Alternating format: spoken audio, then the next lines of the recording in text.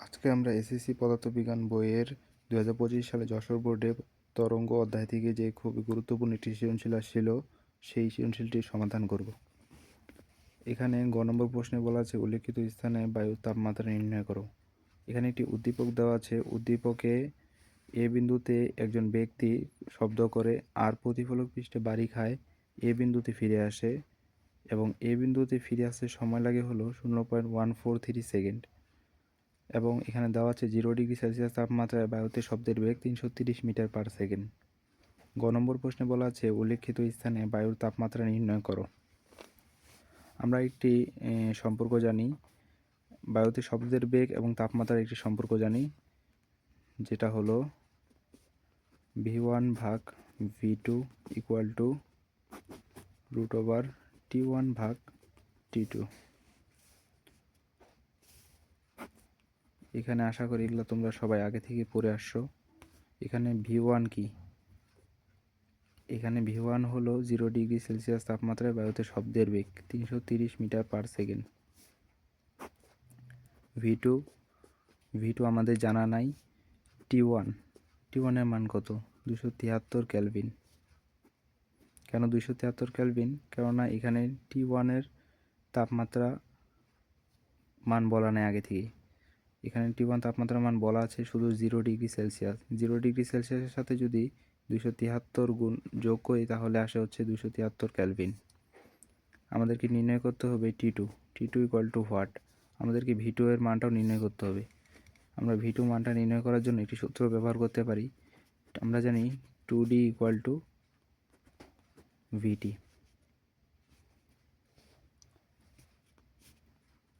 এটাকে যদি ভি2 ধরি, ভি2 ইকুয়াল টু 2D/T। 2D এর মান কত? 2 ইন্টু, এখানে উদ্দীপকটিতে লক্ষ্য করো, এখানে এ থেকে আর এর মান হলো 25, তাহলে ডি এর মান হলো 25। টি এর মান বলা আছে উদ্দীপকে 0.143 সেকেন্ড। 0.143 সেকেন্ড। এটা ক্যালকুলেশন করলে অ্যান্সার আসে হচ্ছে 349.65 মিটার পার সেকেন্ড। তাহলে আমাদের ভি2 এর মানটা কি? ভি2 এর মানটা বের হয়ে গেল। ভি2 এর মানটা হলো 349.65 মিটার পার সেকেন্ড। এখন আমরা যে কাজটি করব, এখন আমরা এখান থেকে টি2 এর মানটা নির্ণয় করব। তাহলে টি2 ইকুয়াল টু আসে v2/v1 divided by square into টি1। এখানে মানটা বসায় দিই। এখানে v1 এর মান হচ্ছে v2 এর মান হচ্ছে 349.65। v1 এর মান হচ্ছে 330, এটার উপর স্কোয়ার করে টি1 এর মান হচ্ছে 273 কেলভিন। তাহলে আমরা যদি এটা ক্যালকুলেশন করি অ্যান্সার আসে হচ্ছে 306.48 কেলভিন। আমাকে প্রশ্নে কি বলছে? বলছে উল্লেখিত স্থানে বায়ুর তাপমাত্রা নির্ণয় করো। আমাকে তাপমাত্রা নির্ণয় করতে বলছে। তাহলে আমরা একটি কাজ করব, এটা অ্যান্সার দিলে হবে, কিন্তু এটি ক্যালভিন অ্যান্সার। আমরা যদি সেলসিয়াসে অ্যান্সার দিতে চাই তাহলে আমাদেরকে এখান থেকে 273 মাইনাস করতে হবে। 273 ক্যালভিন মাইনাস করলে আমাদের সেলসিয়াসে অ্যান্সারটি চলে আসবে। আমাদের অ্যান্সারটি তাহলে আসে হচ্ছে 33.48 ডিগ্রি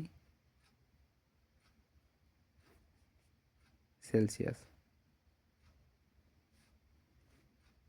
এটাই হলো অ্যান্সার গ নম্বরের। এবার ঘ নম্বর প্রশ্নটি সমাধান করা যাক। ঘ নম্বর প্রশ্নে বলা আছে এ থেকে উৎপন্ন শব্দের জন্য বি অবস্থানে থাকা শ্রোতা প্রতিধ্বনি শুনতে পারবে কিনা গাণিতিকভাবে যুক্তি দাও। অর্থাৎ প্রশ্নে বলা আছে যে এখানে যে এ বিন্দুতে যে ব্যক্তিটি দাঁড়ায় আছে এ থেকে শব্দ করে আর প্রতিফলক পৃষ্ঠে বাড়ি খায় বি বিন্দুতে যে ব্যক্তি দাঁড়ায় আছে সে শুনতে পাবে কি পাবে না তা আমাদেরকে গাণিতিকভাবে নির্ণয় করতে বলা হয়েছে। চলো সমাধান করি। এটা একটি ছোট সূত্র দিলেই হয়ে যাবে। আমরা জানি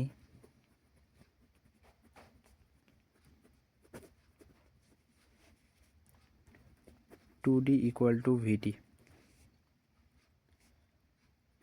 টি ইকুয়াল টু 2d ভাগ ভি,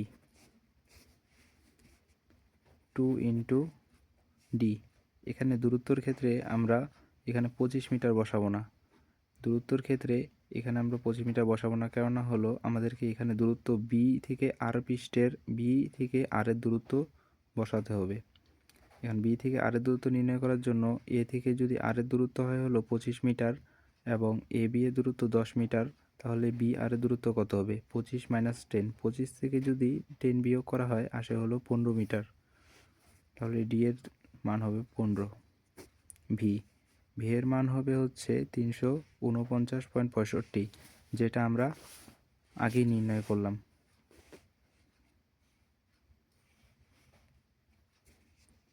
349.65